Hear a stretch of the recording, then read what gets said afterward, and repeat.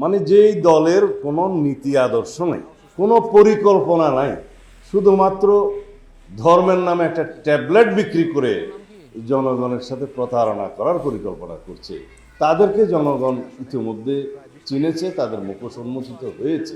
তারা কেবলই বলছে যে এখানে একটু মার্কাতে ভোট দিলে তরতরাইয়া জান্নাত, তার আগে ইহকালে কিভাবে চলবে এর কোনো বক্তব্য নাই। কদিন আগে অবশ্য খুলনাতে এক বন্ধুকে যোগদান করিয়েছে, আমি অবশ্য এর বেশি বলবো না, তারাও এখন একই কথা বলছে আর কি।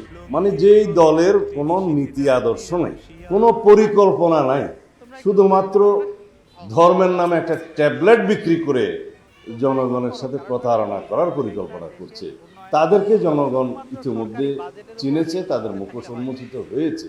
বাংলাদেশ জাতীয়তাবাদী দল যিনি সৃজন করেছেন, প্রতিষ্ঠা করেছেন শহীদ রাষ্ট্রপতি জিয়াউর রহমানের